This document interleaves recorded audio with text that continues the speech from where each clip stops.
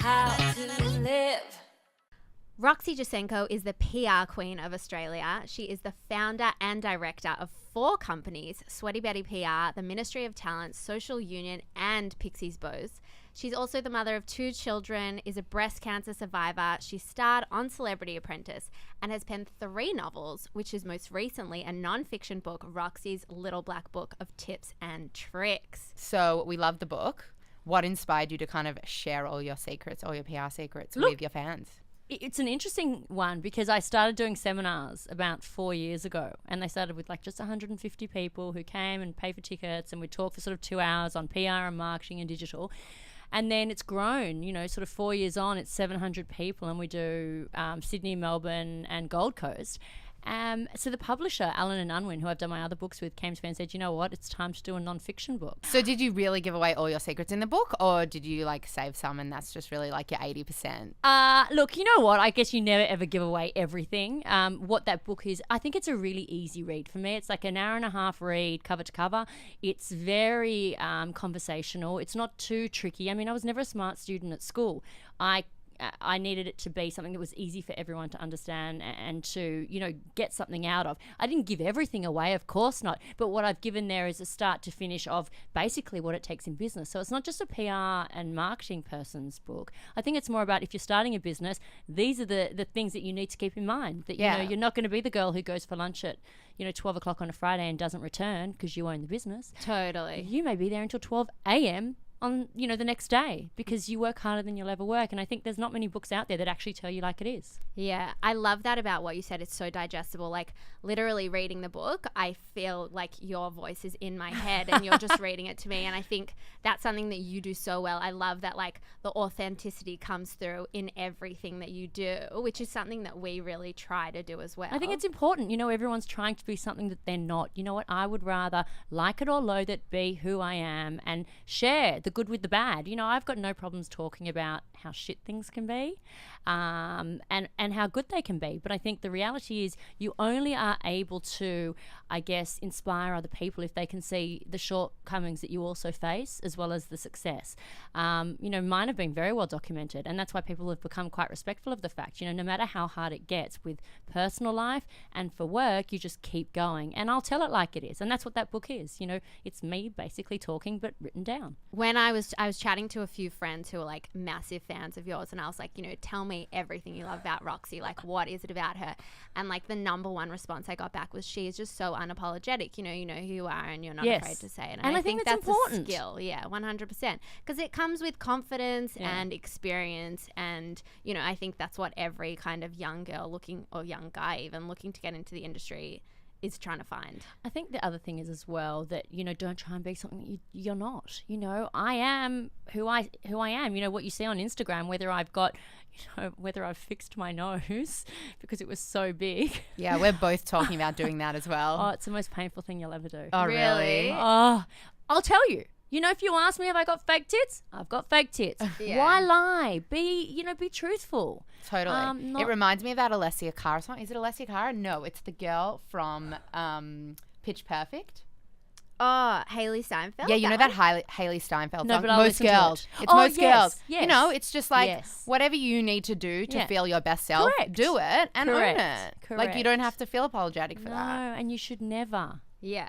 So then in terms of like your personal image and what you're putting out there, like do you try to like control that in the media and stuff like that, or do you just like Unfortunately, let it go? Google my name, and sadly I'm not very good at that. No, you know what? I don't sweat the small stuff. For me, as long as I'm happy and healthy, as long as my children are happy and content and my husband is not squabbling with me, well then I'm happy. I don't focus too much, I guess it comes with age, on what other people think about me in the media. If you like me, you like me, and if you don't, you don't. But I'm certainly not going to lose sleep on the fact that you don't like me. Yeah. And there's plenty of people who don't. But that's their problem. I'm happy with what I'm doing. I'm happy with where my goals sit and what I'm achieving career and personally. I don't ever sweat the small stuff. I don't even let it it doesn't even nudge me. And how do you get to be like that? Because I think so many people do sweat the small stuff. They don't want to, but it's hard because every one of us deals with criticisms every day. Yes. Every one of us deals with, I should be looking like that, but I don't. Yeah. And you deal with it on a huge scale. Like you've got everybody kind of looking at you and criticizing that. How do other people kind of get that carefree attitude that you've got? I always there's this. I guess what I say is, you learn it. I started my business when I was 24.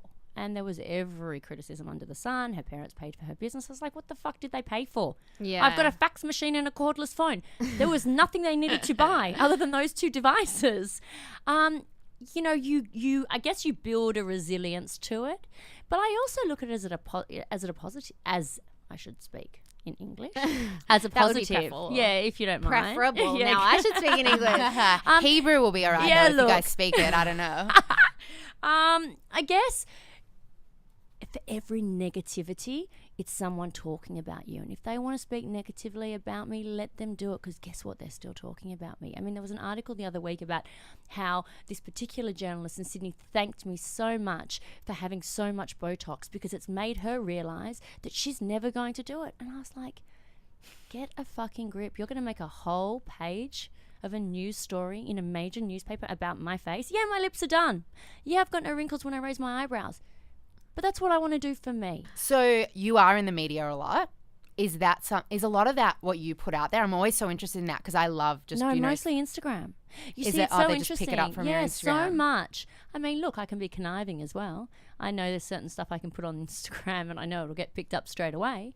But at the same time, yeah, I don't ever actively go out there and look for it. I mean, how we are sitting here today is, I think, maybe you had approached and said, look, let's do the podcast. So Yeah. there's never ever an active outreach for PR, obviously, unless I'm selling a book, like my new book, then the publisher will obviously actively look for opportunities, TV, radio, podcasts, etc. But I've never gone out there and gone, you know what, hey, look at me, I want to be famous. I went out there going, look at me, I want to be fucking rich. So I'd love to talk about building a personal brand because, it's definitely where we've gotten to where we are. And I believe, it's taken a big part in your journey as well.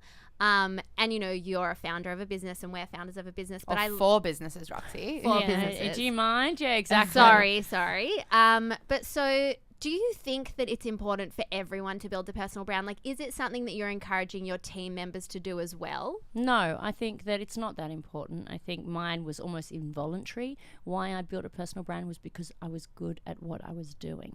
My personal brand was built on that for a reason, because I had, I was pushing the boundaries in PR. I was different. I wasn't following the normal, send a press release out and hope for the best. That's how my personal brand was built. And I think that's the most important thing. You can't go out there saying, okay, I need to have my name in the newspaper. You need to be good at your craft, and then the personal brand will come with it. Yeah. You'll be recognized in the media, you'll be recognized in your field and with your colleagues by being good at what you do.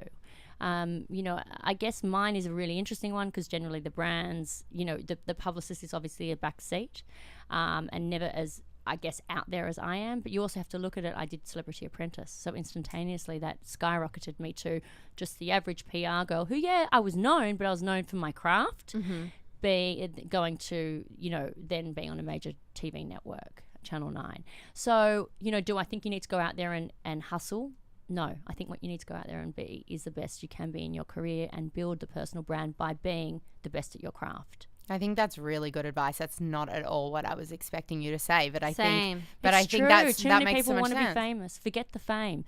You will get whatever you need to get in terms of personal brand by being the best that you can be and the leader in your field, like what you're doing. You'll be the first to do the podcast. Yeah. But I think the most important thing is to be smart with what you post.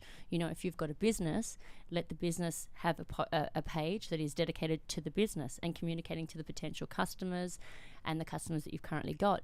Don't then mix in your personal life of you drinking shots at a bar on a Saturday evening. Yeah. I think that there's a very fine line. I think you have to be very careful with how you brand yourself on social media. And I think there's a very fine line and it's often blurred. Keep business and keep personal. Yeah. I don't ever merge the two. When I started on Instagram, I had a lot of my own personal life on Sweaty Betties. And then I looked at it and I was like, hang on a second. the Birkenhead Point shopping centres of the world don't really care about what I'm doing on Saturday at the beach with my children. What they want to see is what's in their store that weekend. So I think be very defined in making sure that your social media is, clear and that's the only way it'll grow. If it is actually talking to the audience. Yeah. Don't merge the two. And your personal social media, you've had huge success in that. I think you have 228,000 followers, if I'm correct. I haven't checked this morning. Yes. Maybe you've grown Yes. okay. So do you think that because you're so open and honest, that's really how your following has found you? I think that's one thing. I think that the barrage of media articles that are out there has also been a big contribution. And then I think also the luxury items. I am materialistic. I love the finer things in life, and I'm not one to apologize for it. So for me, I get great cut through when there's a picture of a Birkin bag, and I'm not going to apologize, and I'm not going to hide it, because you know what? I worked fucking hard to get it. And if that's what makes me tick, that's what makes me tick. And people like it. They see that as, okay, well, I was a girl who was a receptionist, and I'm now a company director with 4 businesses. So is that something you kind of advise other people to do, is be as authentic as you are on Instagram? Do you think that is the key now to social media, No to growing a question. following? And if you've got a paid post, say it's paid. Yeah. Why do you have to pretend it's not? People aren't going to like you less. And I think, the authenticity, I always look at those posts of the girls who put those blue things in their mouths, and I'm like, wow. Is that the teeth whitener? Please, God, stop.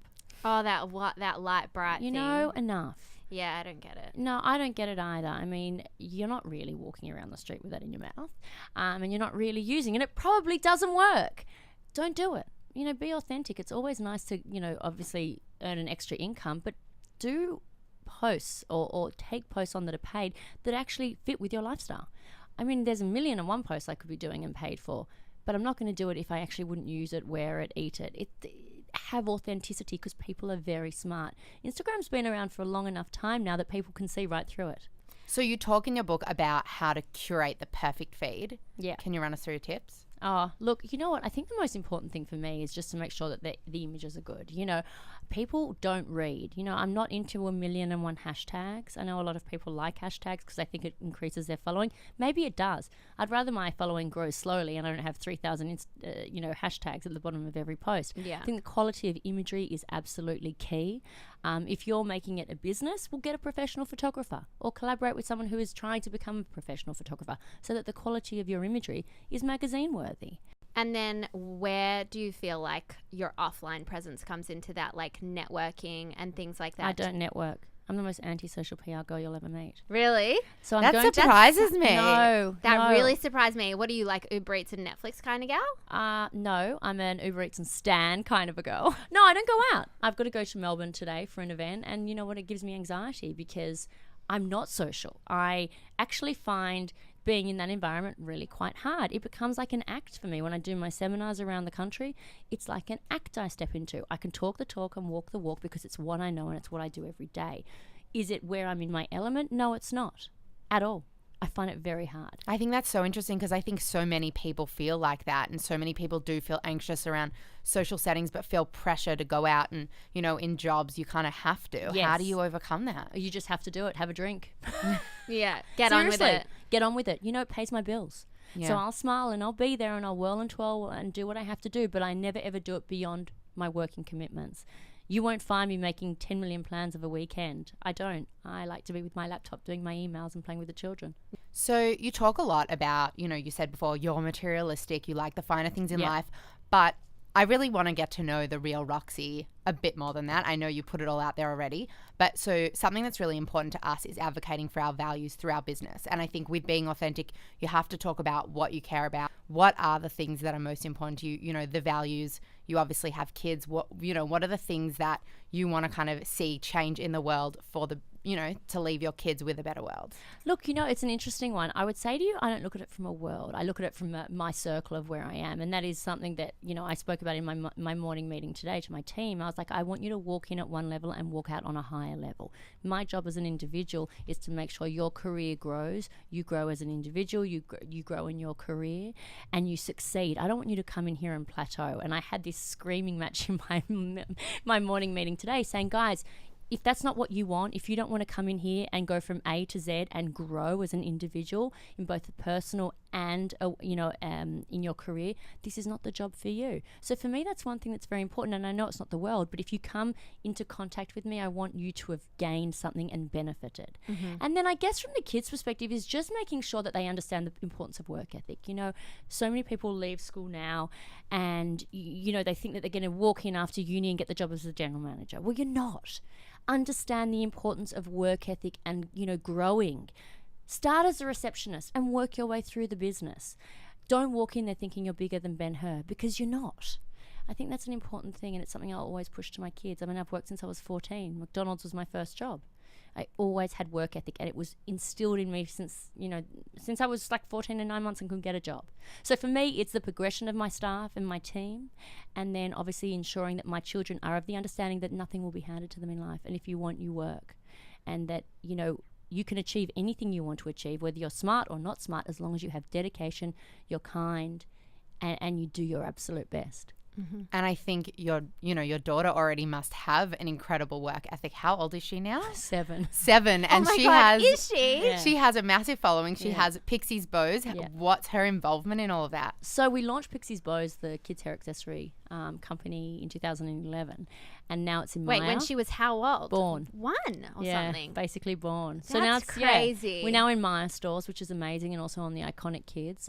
It's a business that. She always wore hair bows, and everyone was like, I like those hair bows. And I was like, the Jewish in me was like, I'm not telling you where I bought them, I'll make them. So we started making them. You made them yourself? No, I'm not that handy. Just imagining Roxy can you imagine? at home, In just front like of the folding TV. bows. Yeah. No. She's involved. She from her Instagram, she's doing amazing appearances. She just launched, obviously in Maya, she had to do an appearance for that at Sydney City with like 45 children. Oh, she just did she a job. think that's so much fun? Yeah, she does. I mean, look, she's like, why does everyone know my name? I'm like, I don't know. So we'd love to talk to you about creativity when it comes to PR, because as we said, you are the queen of that. The way your book came, we were just completely blown away, and that is just the very, very tip of the iceberg. We also saw the donut time thing you Yes. did in Bondi, which was honestly the most genius thing I've ever seen. So guys, just to give you a picture, it was like, how many people? I don't know. Hundreds of people with inflatable donuts. It was 2,500 inflatable donuts. Oh my God. Okay, I was going to say like 500, and then I was like, I don't want to be wrong. Believe you In me, I know, Bondi Beach. because I had to actually inflate them. So trust me. Oh, there you go. I knew you got your hands dirty. That was one of my most ingenious things. Not. So you just looked across at this like Bondi ocean, and there were just a zillion inflatable donuts, Yeah. and that was for the launch of Donut Time, which was just so creative. And you were handing out donuts as well? No, so basically what we did was it was to launch the first store in Bondi Beach for Donut Time. We basically gave out 2,500 inflated donuts. We had a drone above capturing the content. We had photographers on the ground. We were throwing them out of 40-foot trucks out the back, because imagine how many 2,500 it takes a lot of that's space. crazy. And then on the actual donut was a sticker, which meant Oh, if you yeah. walked to the store donut in hand and presented it, they'd give you a box of 6 donuts. Oh my so God. it was fun, it was different, it was tongue in cheek. So we said content is so Yes. important. How do you stay on top of how much content needs to be produced? I'm continually I'm doing it every day. Every day, every opportunity. If a great bunch of flowers comes in, bang, that's a nice image. Get it up on story.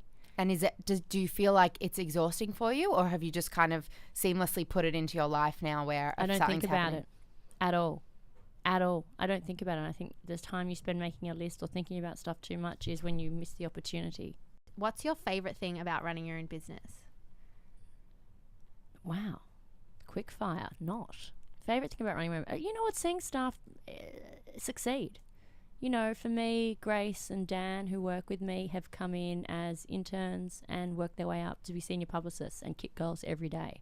So that's, for me, money will come, success will come, but seeing someone progress is, that's the best bet. I love that, Oh, Roxy. thanks. I feel like we really got to know you today. Oh, good. I'm glad. Not many people do. So thank you so Thank much you. for having us.